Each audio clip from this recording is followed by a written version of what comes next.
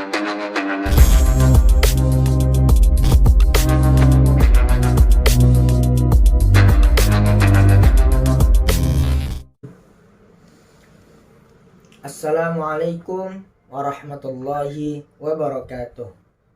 Salam sejahtera untuk kita semua. Semoga dalam lindungan Allah Subhanahu wa taala.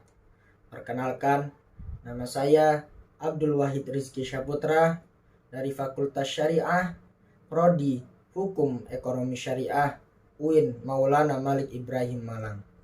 Di sini saya akan menyampaikan sosialisasi tentang protokol kesehatan 5M dan pentingnya vaksinasi.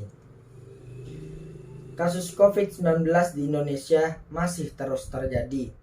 Bahkan sudah lebih dari 1 juta penduduk di Indonesia yang terkena COVID-19 ini. Kasus positif virus corona di tanah air mencapai 600.000 lebih orang. Sedangkan yang sembuh mencapai 500 lebih orang, dan yang meninggal dunia mencapai lebih dari 19.000 lebih orang.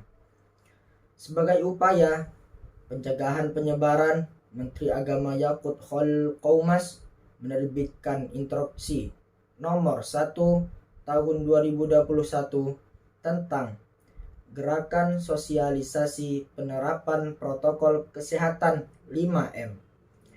Instruksi yang ditujukan kepada seluruh jajaran Kementerian Agama, pusat hingga kabupaten atau kota, ini untuk mengintensifkan sosialisasi penerapan protokol kesehatan kepada masyarakat.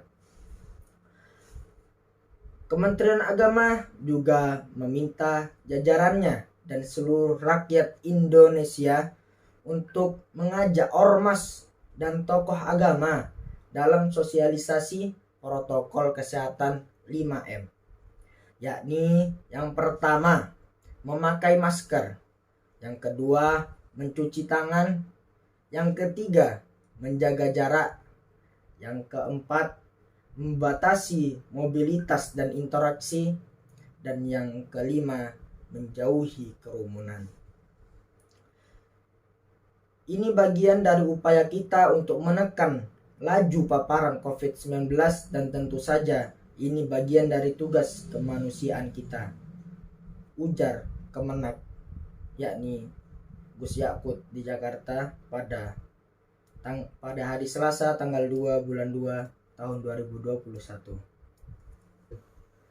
Epidemiolog Indonesia di Griffith University Australia, Diki Budiman mengatakan, Indonesia seharusnya sudah tidak lagi mengaungkan 3M sebagai langkah mengantisipasi penyebaran COVID-19. Berkaca pada adanya ledakan-ledakan setelah libur panjang, Diki menyarankan agar Indonesia kini menambah strategi pencegahan dari 3M menjadi 5M seperti yang saya sebutkan sebelumnya, yakni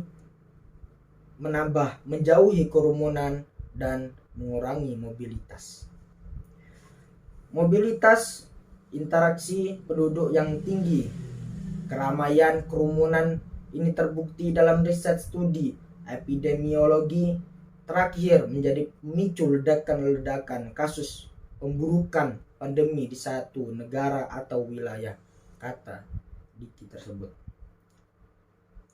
Apa itu 3M? Ya, 3M yakni perilaku disiplin, termasuk dalam kampanye untuk menekan penyebaran virus COVID-19, penerapan 3M untuk pencegahan COVID-19 dapat dilakukan dengan memakai masker, mencuci tangan, menghindari kerumunan, dan menjaga jarak.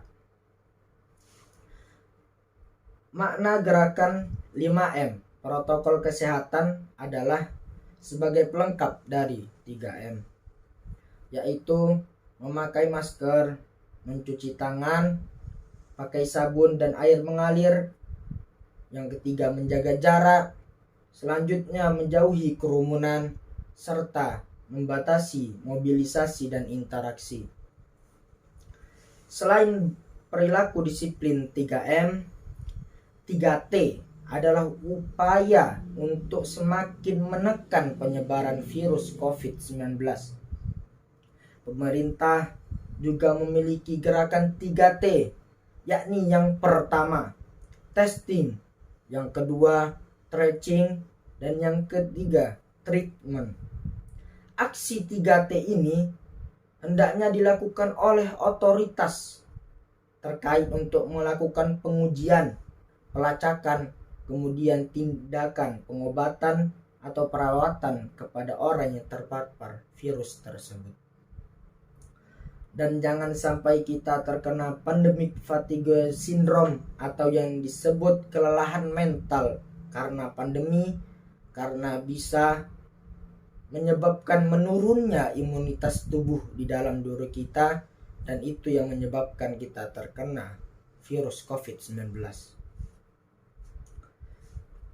Mengapa vaksin COVID-19 ini sangat penting?